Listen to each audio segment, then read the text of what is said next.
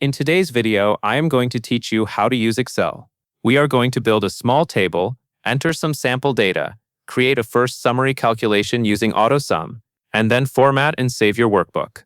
As you follow along, keep your eyes on the grid of cells because each step depends on placing your cursor in the correct spot. First, click cell A1. This is the top left cell in the worksheet, and it is where your table headers should begin. Type your text headers to build the table columns. For example, you might enter a label for the first column in A1, and then move across to the next header cell to add the next column name. After you type the first header, press the Tab key to move horizontally across row 1 fields. This moves you from one header cell to the next, across the top of the table. Notice how the cursor shifts to the right, staying in row 1, which helps you keep your headers aligned. Next, press the Enter key to move down to column A data rows. When you press Enter, Excel will typically move you to the cell directly below, or at least start preparing you to enter data down the first column. This transition matters because headers stay in row 1, while the actual data begins below them. Now input numbers in the cell range B2 through B4 to prepare your calculation dataset. Make sure you enter 3 numbers, 1 in each of those cells. If you are following the same structure as your template, these values will be the ones your summary calculation will later add together. Once your numbers are entered, click cell B5. This is where your first summary calculation formula block will go. Selecting B5 prepares Excel to compute a total or an added result for the cells above it. From here, press the Alt and equals keys together to activate the AutoSum shortcut tool. When you do this, Excel will try to automatically detect the range of numbers that should be summarized.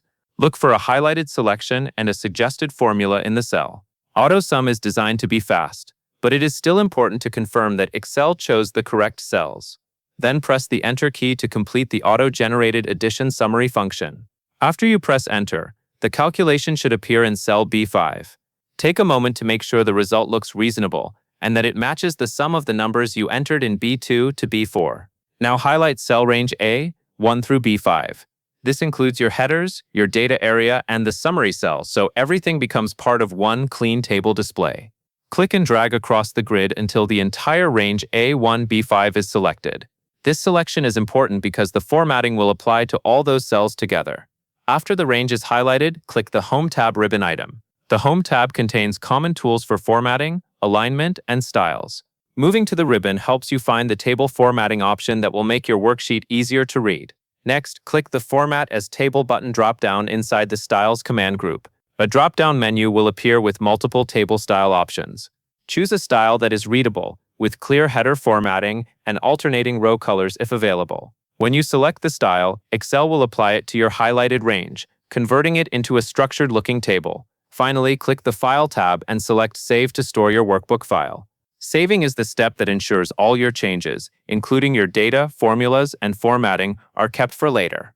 When you choose Save, confirm that Excel saves the file to the location you intend, and that it shows as successfully saved. That covers everything you need to know. And that is all there is to it.